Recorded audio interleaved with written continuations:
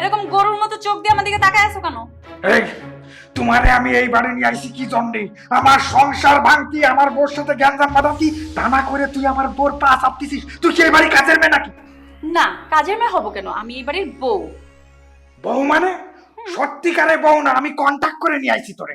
সেটা মানুষ জানে না, সেটা তুমি আর আমি জানি। পাবলিক কি সেটা জানে? পাবলিক জানে না, ভালো হয়েছে। আমার দরকার নেই এখন তোমার মতো কাজের বউ, আমার দরকার নেই। তুমি এখন আমার ঘরেতে যাও, তুমি আম রাস্তা মাপো যাও। জি না, আমি কোথাও যাচ্ছি না। আমি এই বাড়িতে থাকবো, তোমার বউ হয়ে থাকবো। আমাকে বউর স্বীকৃতি দিতে হবে, এটা আমি বলে দিলাম। মানে কি আশ্চর্য ব্যাপার! আমারে কি গেরা করে ফেলালো! তালেব তালেব, তোরে আমি খাইছি তালেব। আরে এইদিকে আসো। আরে কি হলো? তোমার আমার সাথে কথা বলতে হবে তো আমার। আরে কথা বলবা, তুমি কি জানো সর্বনাশ হয়ে গেছে? আবার কি সর্বনাশ? তোমাকে বলেছিলাম না আমার শাশুড়ি গিরায় গিরায় শয়তানি? হ্যাঁ, তো কি হয়েছে? আমরা কি ভেবেছিলাম রিনা খান আর আমার শাশুড়ির মধ্যে ফাটল ধরেছে? হ্যাঁ, তাই তো। আসল বিষয় তো তা না মা। তাহলে রিনা খান আর আমার শাশুড়ি আমাকে শায়েস্তা করার জন্য এটা সবকিছু প্ল্যান করেছে। বলিস কি? এগুলো সব আমার শাশুড়ির সাজানো নাটক। তুমি কি জানো আমার শাশুড়ি কি চাচ্ছে? উনি চাচ্ছে রিনা খানকে সাথে নিয়ে আমাকে একটা শায়েস্তা করার। তো ঠিকই তো আছে, সে যদি এটা করতে চায় আমাদের প্ল্যান আমরা চেঞ্জ করে ফেলবো। শুধু তো এখানেই শেষ না, আরো অনেক কিছু ঘটেছে। আবার কি ঘটলো? রিনা খান কালকে থেকে আমাদের অফিসে বসবে।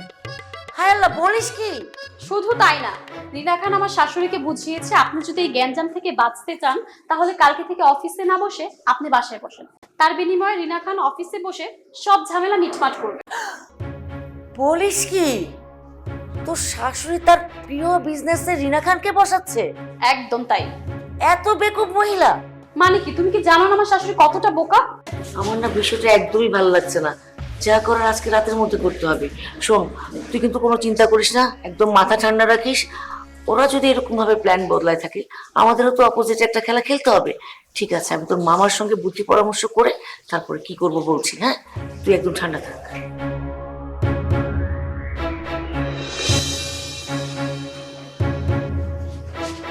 জান পাখি, ও জান পাখি, কি হয়েছে? তোমার মনটা খারাপ কেলা? কাকু আর স্বামী আগে সংসারে রাখতে চায় না, হাতে বলে আবার বিয়ে করবো। আমি হাতে বুঝাইয়া পারতেছি না। আর বেকুব নাকি? হ্যাঁ রে, বুঝাইতে যাও কোন দুঃখে? হ্যার মতো হেরে থাকতে দাও না, 2 টাকা 4টা বিয়ে করুক গা। এটা তোমার আমার তো আরো ভালো। এইসব তুমি কিয়া কইতে আছো? হ্যাঁ, কোন নারী কি স্বামীর ভাগ দিতে পারে? কি বেকুব, কারে কি কইতেছো?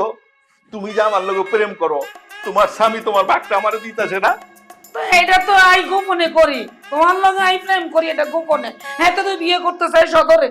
তোমার স্বামী যে আরেকটা বিয়ে করবো ওইটার চিন্তা মাথায় এলো না। আরে দরকার হয় তুমি আর আমি বিয়ে করে বললাম, তোমার ছোট বোতলে কি হইব? ওর মতো থাকবো, তুমি তোমার মতো থাকবা। আর আমার তো বাড়িঘর ঢাকা শহরের 2-3টা আছে, একটার মধ্যে তুমি উঠে যাবে, একটার মধ্যে উঠে যাবো। আর এত বড় মাইয়া ঘরে অঞ্জা দিয়ে বিয়া শাদি করি, পাড়া মহল্লার মানছি কিয়া কইব? তো ভালো তোমার পাড়ার মহল্লা, পাড়া মহল্লা কেমন ভাত খাওয়ায় নাকি? এর মতো চলবার দাও। আমি যে তোমার ভালোবাসি এটাই তো সত্যি। কাকু, আমি তোমার ভালোবাসারে সম্মান করি, কিন্তু আর স্বামীর চাপ তো আর কষ্ট লাগতে আছে, মায়া লাগিয়ে গেছে।